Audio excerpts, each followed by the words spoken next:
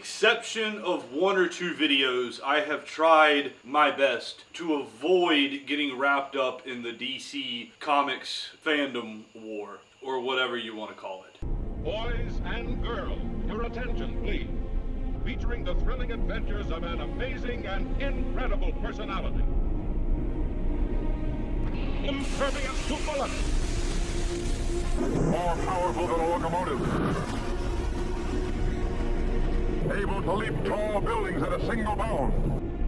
Up in the sky, look!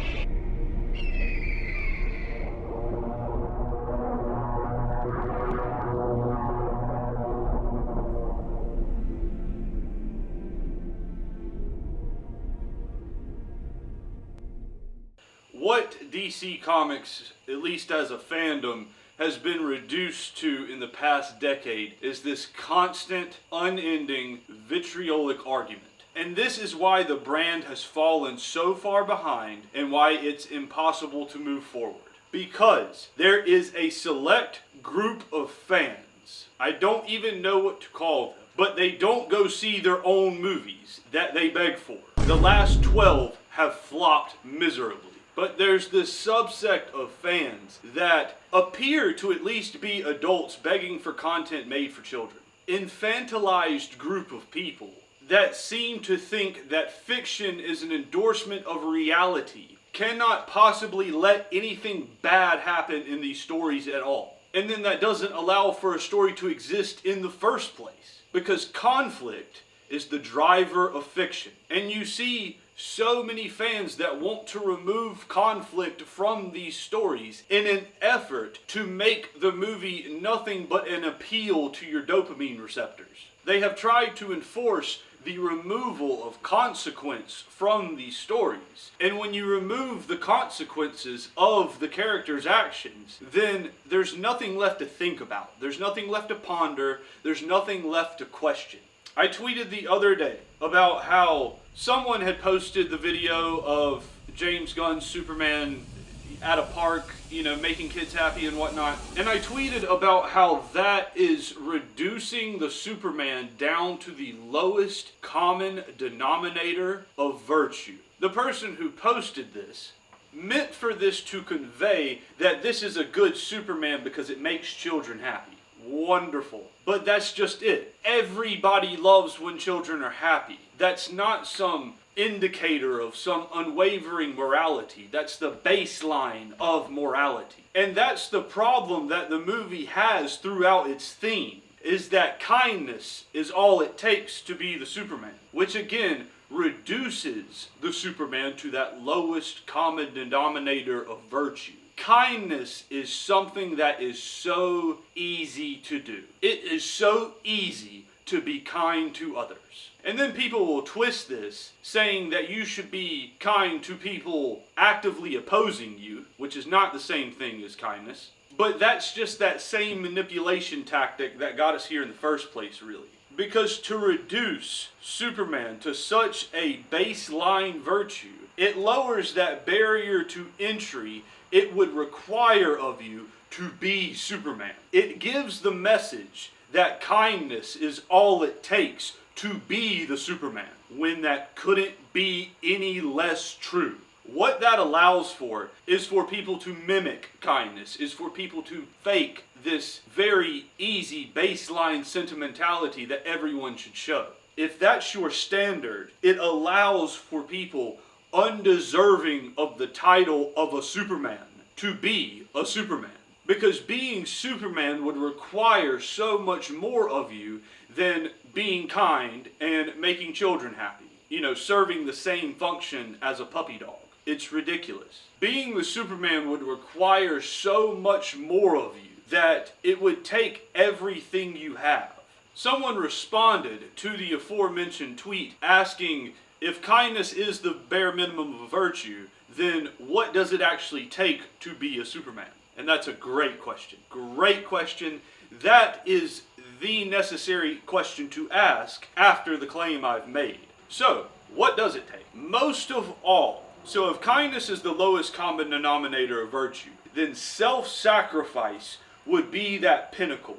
it would be the zenith of virtue because you are offering yourself for the betterment of others. You are ensuring the betterment of others through personal detriment. That is why self-sacrifice is the zenith of virtue. And so basically I can answer that top down. You know, if we start at self-sacrifice, what are all the virtues that build up to that? I do understand that by the analogy I just made, that kindness would be the foundation. And I think that is a much better outlook than kindness being all there is to Superman. Kindness is the foundation. Because from there, you cannot climb that ladder to self-sacrifice. You will not be a self-sacrificial person. And I'm not saying die, I'm saying just give yourself in service. But if it comes to that, it comes to that. And so where do you think Superman got...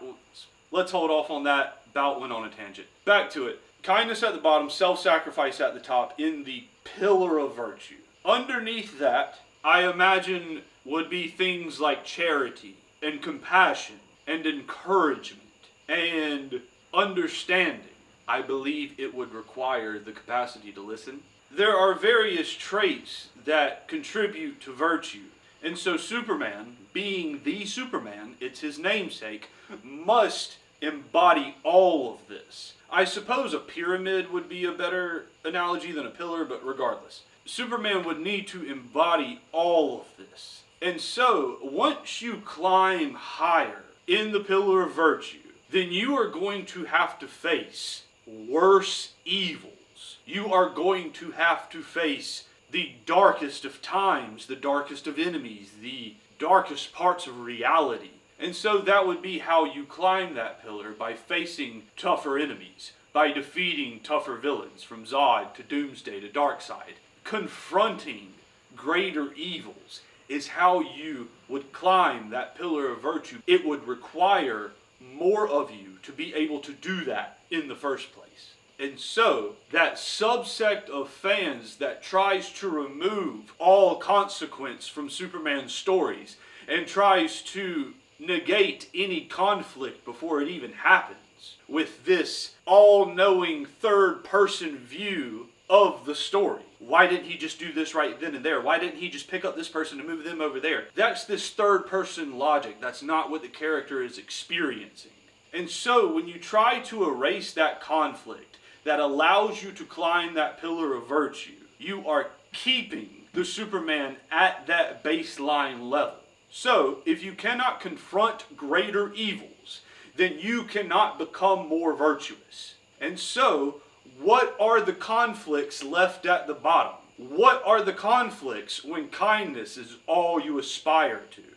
So let me give you the most pertinent and recent example there is. Twitter user Jash Moody posted a thread about Man of Steel, Batman v Superman, and Zack Snyder's Justice League, the three movies that constitute the Snyderverse. He said, "I'm going to tell you what my biggest problem, among many, is with the movie Man of Steel. The fact that Superman doesn't exist on Earth until Zod shows up. Superman doesn't put out fires, doesn't stop robberies, doesn't get kittens down from trees. Superman not existing on Earth until Zod arrives is the central conflict of the film." It's like how when Zach talks about how the critics were saying, "Oh, we don't like when Batman and Superman fights." Like, that's the whole movie. That's the whole thing. That's the point. And so, Superman doesn't exist on Earth until Zod arrives because that is his call to action. When Jonathan says, one day you're going to have to stand proud in front of the human race or not. And so, what Jonathan is saying is that you are going to have to answer that call to action one day. Who are you going to be? Zod arriving on Earth is what creates the Superman, which is just beautiful, eloquent, and fascinating DC world building. But in this same tweet, I don't even have to scroll to the next one yet, Superman doesn't put out fires, stop robberies, doesn't get kittens down from trees. Are you kidding me? The Superman would need to operate on such a higher plane of virtue than that to be the Superman. Yes, he can maybe do that when he has time to, or when he's not facing an existential threat. Superman doesn't put out fires. That's what firefighters are for. Doesn't stop robberies. That's what cops are for. Doesn't get kittens down from trees. That's what your neighbors are for. That's what the men of your community are for. The Superman has bigger problems because he must ascend to the highest point of virtue. So he has much greater evils to face than the stuff we can do. And that, in a nutshell, is the must there be a Superman question. But we'll save that for a video of its own. He continues, Superman does not fight against Zod with the reputation of Earth's mightiest hero. For humanity, Superman appears at the same time as Zod. For humanity, Superman is nothing more than an alien who has just arrived with his colorful suit, who fights against others who go in black. That is what is creating the Superman. This is what gives him purpose. This is what gives him reason. This is what gives him opportunity to become Earth's mightiest hero, which is marvelized language I don't like to use. He continues, and they don't know if it's because they're helping people or because they have all the same goal of conquering Earth, but don't want to share it with the one next door. Just imagine that some ships appear and two guys who fly and another in black destroy your city. Again, that is the conflict. That is the conflict. You can't remove that and still have a story. If a villain were to come along in a Superman story and not kill any civilians, not destroy any buildings, God forbid we break some windows and a parking deck collapses. But if a villain comes along and is just completely ineffective at whatever he is trying to do, then the villain is not credible at all. He's not even a villain at that point. He's just a problem for Superman to deal with. Okay, here we go. Moreover, Clark's origin is so poorly developed that you cannot find a single reason not to decide to join Zod, bring back his civilization, and wipe out humanity. A humanity that has taught him nothing but contempt as a child and as an adult. In a world where we don't see that he has truly known love, some random D-list character doesn't exist, and in which his father gives him the advice to let innocent people die, so not as to run the risk of revealing his identity.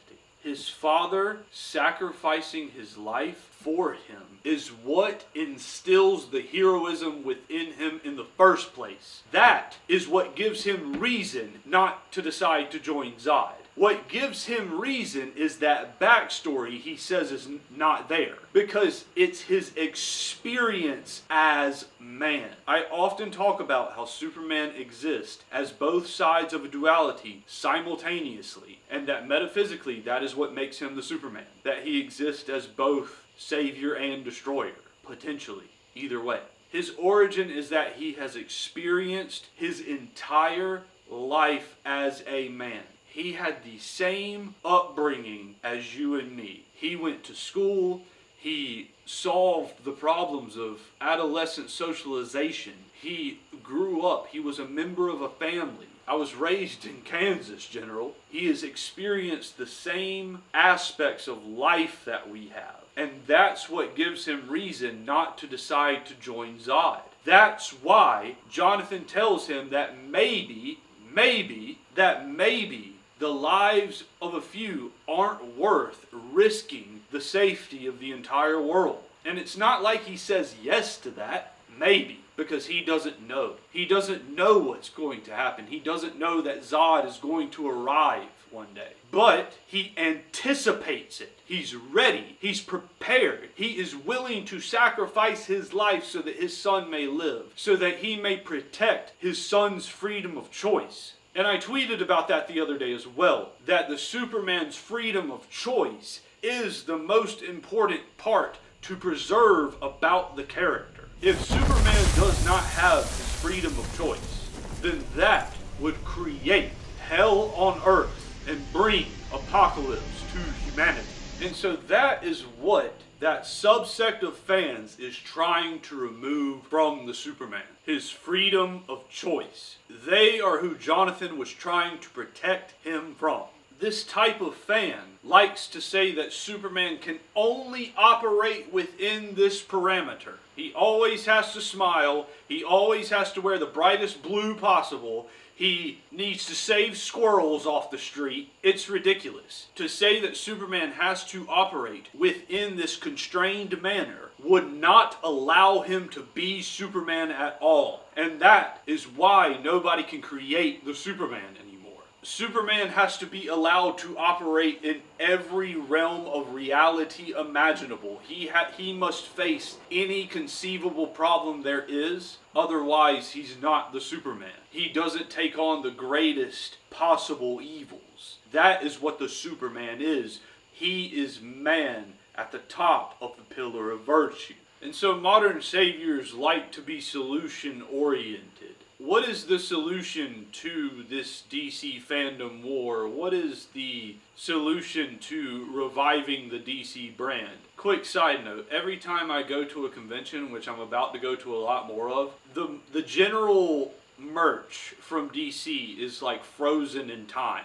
The merch itself hasn't evolved in a decade, and that is an indicator of stagnation. That is an indicator of the brand's worsening irrelevance. So how do we fix this? I don't think there is ever going to come a day when we are all going to sit and hold hands and sing Kumbaya over all of our favorite comics and movies. It's just not going to happen. Any sort of fence straddler out there who thinks that like, oh, well, you know, Snyder's movies are good and Gunn's movies are good. Yay! There's just too much bad blood in the water for that. I don't want to ever see another movie like the past 12 flops. Bring Snyder back and then continue in that direction, because the past 12 flops have just been horribly pitiful. And I'm sick of seeing it. Everything I have learned about those movies, with the exception of like the 2 I watched, has been against my will. But, solution. I guess the squeaky wheel gets the grease. I guess that the fan demand, which has been constant for a decade, must continue to apply pressure for our ideal portrayal of DC. Because the purveyors of these myths, unfortunately, they're in business. You know, they're not all, the people at the top aren't artists. They're in business. And so, maybe 12 flops is enough to finally convince them that, you know, this isn't working and we need to go back to what was working. But who knows? But that pressure still has to be applied, and I've genuinely tried to use the channel to only speak positively about proper portrayals of DC, with like 1 or 2 exceptions. But we just need to constantly continue to convey the glorious and captivating aspects of proper DC mythology, whether that's classical stuff like Donner and Burton or New Age stuff like Nolan and Snyder. But we have to force the pendulum back in the other direction and save DC from this era of goofiness and their attempts to mimic the bare minimum of virtue.